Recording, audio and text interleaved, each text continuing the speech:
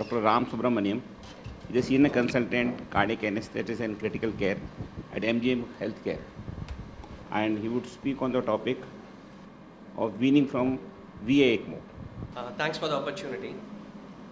I'm going to brief on weaning strategies from veno-arterial ECMO. Let us discuss our topic through the following sections. The first thing is the purpose or the principle of ECMO. Also data on the short-term outcomes of veno-arterial ECMO. What is successful weaning? Predictors of successful weaning and different weaning strategies in veno-arterial ECMO. We know that veno-arterial ECMO provides temporary cardiopulmonary support for patients with circulatory failure, with or without concomitant respiratory compromise. There are so many indications for which a veno-arterial ECMO has been used as a resuscitative tool, especially in cardiogenic shock of various etiologies. So whatever be the indication, the fundamental principle of a veno-arterial ECMO is it can serve as a bridge to recovery, a bridge to decision making, bridge to a durable VAD, and bridge to heart transplant. The ELSO registry has analyzed short-term outcomes of veno-arterial ECMO on certain subsets of patients, and they have found that the average survival at hospital discharge is around 41%. For some indications like acute myocarditis, primary graft failure after transplant, the survival rate was as high as 70 to 80%. And in certain scenarios like ECPR, the survival to discharge was only 8 to 29%. There are numerous risk scores which could evaluate the utility of ECMO even before insertion and tell us about the survival percentage according to the risk class of the patients. For example, the SAFE score.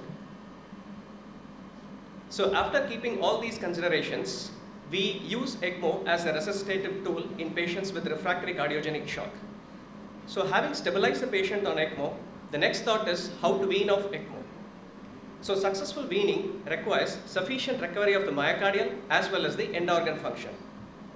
And according to the literature, successful weaning is defined as patient not requiring further mechanical circulatory support within the following 30 days after ECMO removal.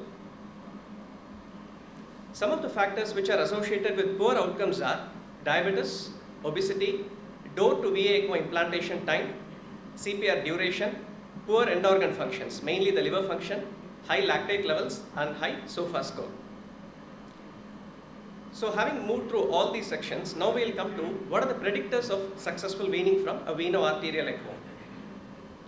Studies have enumerated certain parameters which could indicate successful weaning from a veno-arterial ECMO, which includes some clinical characteristics, echocardiographic parameters, biochemical markers, and the indications for which ECMO has been initiated.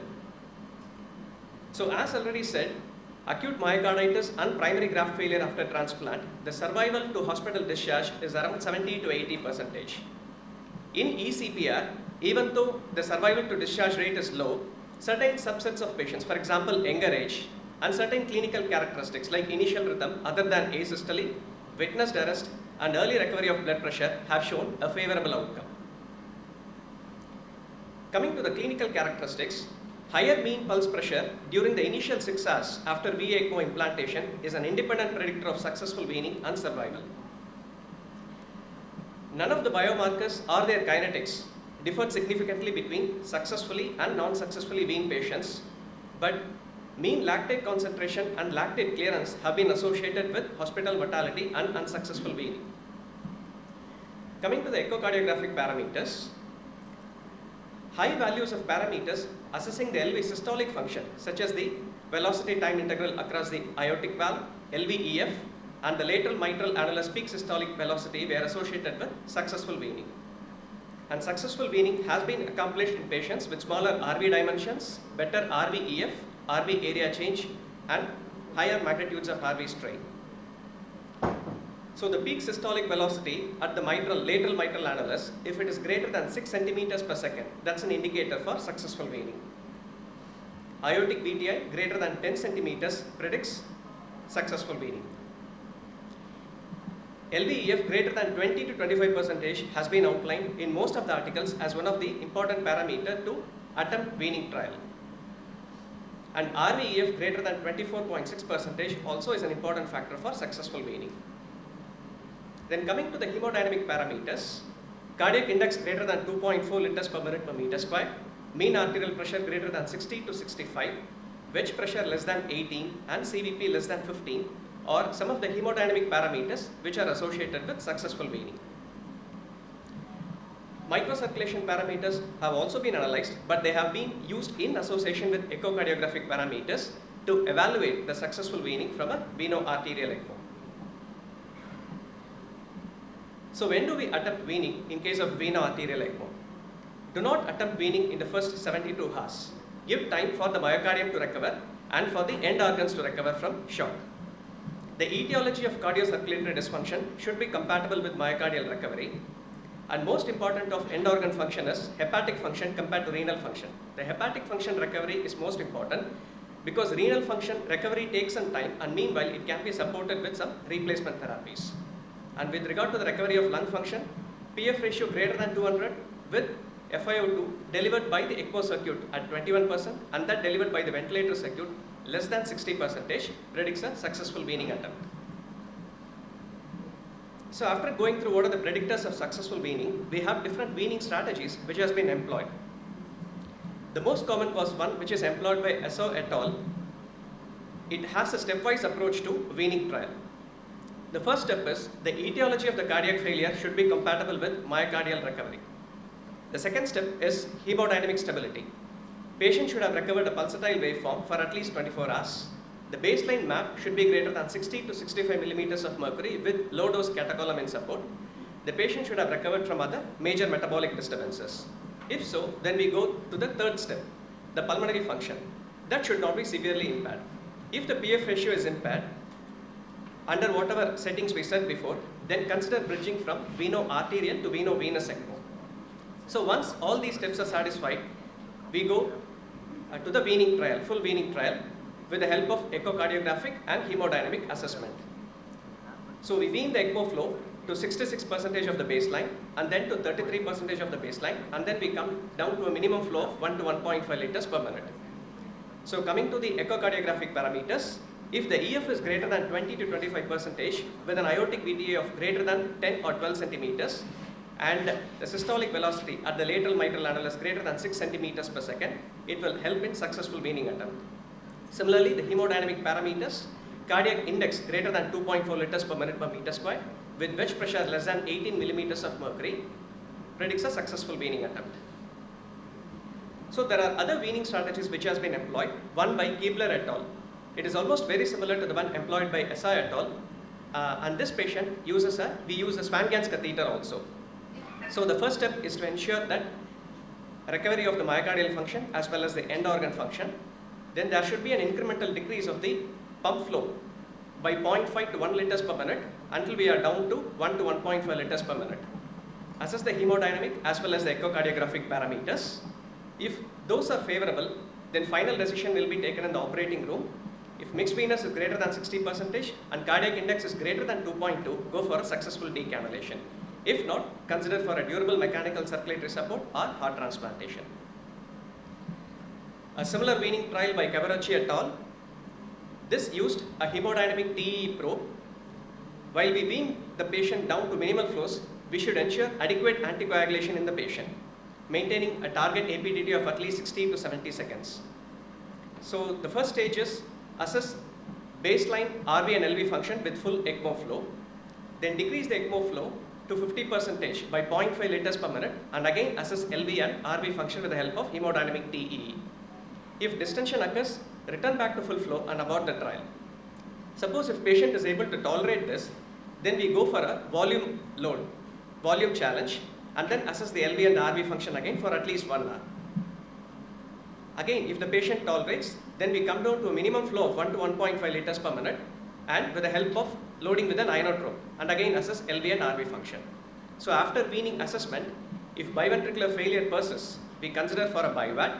If LV dysfunction persists but RV function has recovered, go for an LVAD insertion. If RV dysfunction persists and LV function has recovered, go for an external RVAD. And if both functions have recovered, consider for successful decannulation. This weaning strategy by Ling et al. Is extrapolated from another weaning trial which was used to wean neonates who have been put on veno-arterial ECMO for respiratory failure. So in this, we have a patient-controlled retrograde trial of run. So after ensuring adequate anticoagulation, we clamp the distal perfusion catheter and we slowly decrease the flows to 0.5 to 1 liters per minute till we achieve a retrograde flow of 0.5 to 1 liters again. The assessment would, at 1 hour should be, MAP should be greater than 60 millimeters of mercury. Patient should have a minimal vasoactive agent. The base deficit should be less than 7 and the FiO2 less than 60% on ventilator, and patient should maintain a saturation of greater than 90%. So at the end of the weaning trial, turn the sweep gas flow and pump speed back to previous settings, and the decision on decannulation will be taken later. This is one more weaning trial which is advised by Santais et al., especially in patients with primary graft failure after heart transplantation. Suppose if we are ready for a weaning attempt, the initial reduction of the ECMO flow should be to 50% of the original value for 10 minutes. If EF is greater than 40%, if there is no LV dysfunction, if there is no increase in mitral regurgitation, then decrease the ECMO flow to 25% of the previous value. Then we maintain this flow for at least 24 hours and then assess the patient again the next day. If the patient is hemodynamically stable with preserved end organ perfusion and transesophageal echo shows favorable factors, then you wean down the ECMO flows to 50% of the baseline value again. Then you come down to minimal flows, and when things are favorable for decannulation, we can go for a decannulation trial. We always learn more from our failures than from our success. So this is one of the clinical scenario with our own experience where we had a 43-year-old female who presented to an outside hospital with sudden onset breathlessness. Echo showed severe LV dysfunction, but her RV function was adequate. There was no previous cardiac ailments in this patient, so we couldn't come to a clue why she had a LV failure. In the outside hospital, she has been put on intra-aortic balloon pump as a temporary mechanical circulatory support to treat the cardiogenic shock. But still, patient had a refractory shock and we got a call. So Dr. Murli went and initiated an awake ECMO on this patient, and patient had an intra-aortic balloon pump along with it. So this patient was shifted to our hospital with a IABP, with ECMO in situ, and she was breathing on her own. As part of workup and hemodynamic monitoring, we went ahead with the right heart cath, which showed elevated LV EDP, normal CVP, low TPG, and PVR was less than 3 Wood units. So this was done after clamping the ECMO temporarily for 3 to 5 minutes. Just to know about the cause of why she decompensated, she was taken for a coronary angiogram, which was normal, and we did a cardiac biopsy on her, which showed Langerhans cell, giant cells. So a probable diagnosis of Curie TB myocarditis was made, and she was started on ATT and steroids. Initially, this patient had refractory shock. Once she was shifted to our unit and with peripheral VA ECMO, she slowly stabilized. When the end organ functions returning to normal, she made a good urine output. The renal functions almost returned to normal. Though there were initial derangements in the liver function also normalized. So we waited for 3 to 4 days. At the end of 7 days to 1 week, we started with our weaning attempts.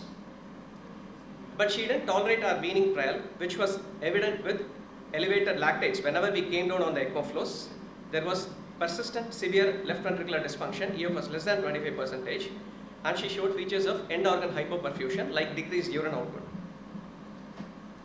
So after a multidisciplinary meeting, we considered either a durable VAD or a transplant as an alternative strategy for her. And finally, we went ahead with a durable VAD for this patient. As a bridge to transplant, as a destination therapy, or as a bridge to recovery. She's still on our ICU on heart mid 2 support. So to conclude, ECMO is used as a resuscitative tool in severe cardiogenic shock in many patients. After stabilization, the weaning protocol should take place once recovery of the myocardial and end organ function has occurred. And during the weaning protocol, hemodynamic and echocardiographic parameters are very useful as a monitoring tool.